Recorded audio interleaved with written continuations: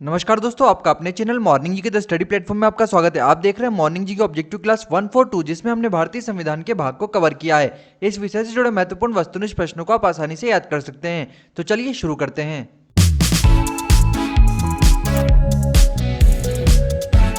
हमारा पहला प्रश्न है, मूल संविधान में भारतीय संविधान में कितने भाग थे? सही आंसर है ऑप्शन ए 22। मूल संविधान में भारतीय संविधान में 22 भाग थे। हमारा अगला प्रश्न है, वर्तमान में भारतीय संविधान में कितने भाग हैं? सही आंसर है ऑप्शन सी 22। वर्तमान में भारतीय संविधान में 22 भाग हैं। हमारा अगला प्रश्न है, संविधान के किस भाग में संविधान संशोधन की प्रक्रिया का उल्लेख है?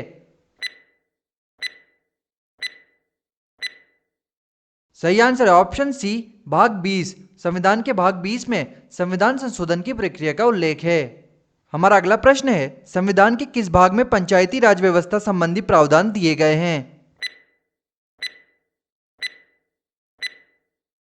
सही आंसर है ऑप्शन बी भाग 9। संविधान के भाग 9 में पंचायती राज व्यवस्था संबंधी प्रावधान किए गए हैं। हमारा अगला प्रश्न है, संविधान के किस भाग में अस्थायी संक्रमणकालीन और विशेष उपबंधों के प्रावधान हैं? सही आंसर है ऑप्शन डी भाग 21। संविधान के भाग 21 में अस्थायी संक्रमणकालीन और विशेष उपबंधों के प्रावधान किए गए हैं। हमारा अगला प्रश्न है, भारतीय संविधान के किस भाग में नगर पालिकाओं से संबंधित प्रावधान है?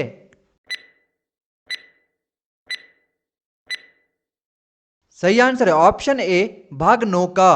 भाग 9 का में नगर पालिकाओं से संबंधित प्रावधान किए गए हैं। हमारा अगला प्रश्न है, संविधान के किस भाग में नीति निर्देशक तत्वों का उल्लेख किया गया है?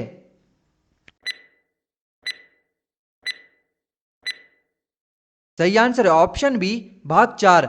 भाग 4 में नीति निर्देशक तत्वों का उल्लेख किया गया है। हमारा अगला प्रश्न है, संविधान के भाग 1 में निम्न में से किसका वर्णन है?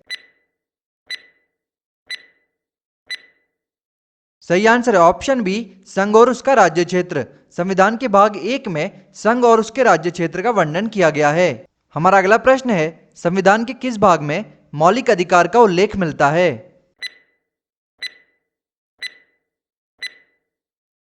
सही आंसर है ऑप्शन सी भाग 3। संविधान के भाग 3 में मौलिक अधिकार का उल्लेख मिलता है। हमारा अगला प्रश्न है, भारतीय नागरिकों के मूल कर्तव्यों का विवरण संविधान के किस भाग में दिया गया है?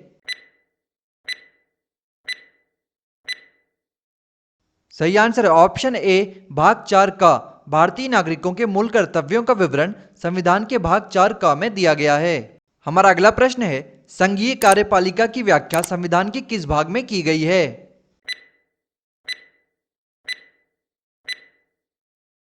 सही आंसर है ऑप्शन डी भाग 5। संघीय कार्यपालिका की व्याख्या संविधान के भाग 5 में की गई है। हमारा अगला प्रश्न है, संविधान के किस भाग में नागरिकता का उल्लेख है?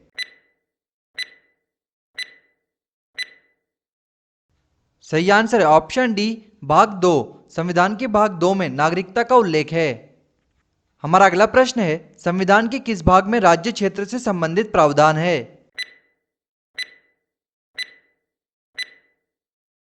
सही आंसर है ऑप्शन बी भाग 6। संविधान के भाग 6 में राज्य क्षेत्र से संबंधित प्रावधान किए गए हैं। हमारा अगला प्रश्न है, भारतीय संविधान के किस भाग को निरसित कर दिया गया है, अर्थात जो कि अब उपयोग में नहीं है? सही आंसर है ऑप्शन सी भाग 7। भारतीय संविधान के भाग 7 को निरसित कर दिया गया है, अर्थात जो कि अब उपयोग में नहीं है। हमारा अगला प्रश्न है, संविधान के किस भाग में संघ राज्य क्षेत्र से संबंधित प्रावधान है?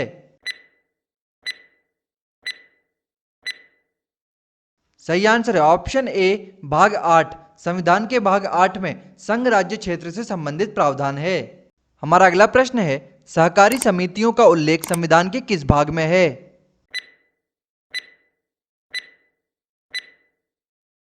सही आंसर है ऑप्शन बी भाग 9 खा। भाग 9 खा में सहकारी समितियों का उल्लेख किया गया है। हमारा अगला प्रश्न है, भारतीय संविधान का कौन सा भाग संघ और राज्यों के बीच संबंध को बताता है?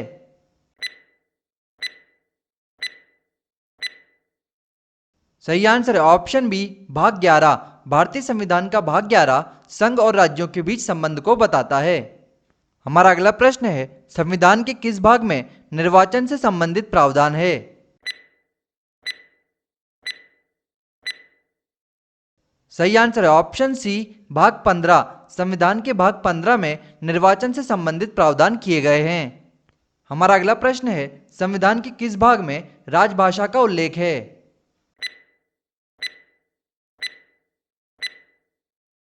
सही आंसर है ऑप्शन बी, भाग 17। संविधान के भाग 17 में राजभाषा का उल्लेख है। हमारा अगला प्रश्न है, संविधान के किस भाग में आपात उपबंध संबंधित प्रावधान किए गए हैं?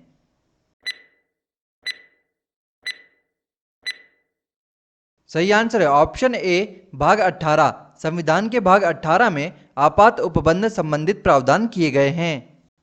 हमारा अगला प्रश्न है, संविधान के किस भाग में संघ एवं राज्यों के अधीन सेवाओं का उल्लेख है? सही आंसर है ऑप्शन सी, भाग 14। संविधान के भाग 14 में संघ एवं राज्यों के अधीन सेवाओं का उल्लेख है। हमारा अगला प्रश्न है, संविधान के किस भाग में अनुसूचित और जनजातीय क्षेत्र से संबंधित प्रावधान है?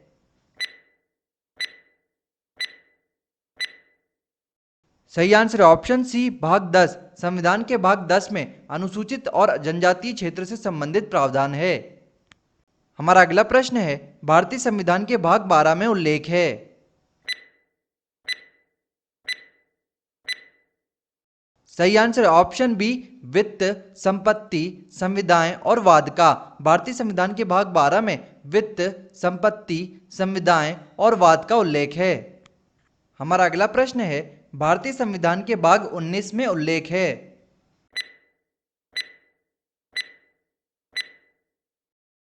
सही आंसर है ऑप्शन सी, प्रकीर्ण। भारतीय संविधान का भाग 19 प्रकीर्ण से संबंधित है।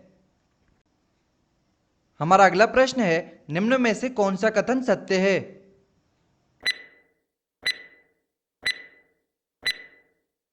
सही आंसर है ऑप्शन डी, उपरोक्त सभी कथन सही हैं। यह प्रश्न आप लोगों के लिए है। यदि आपको इसका आंसर पता है तो कमेंट करके हमें अपना आंसर बताइए। मूल कर्तव्य का प्रावधान संविधान के किस भाग में है?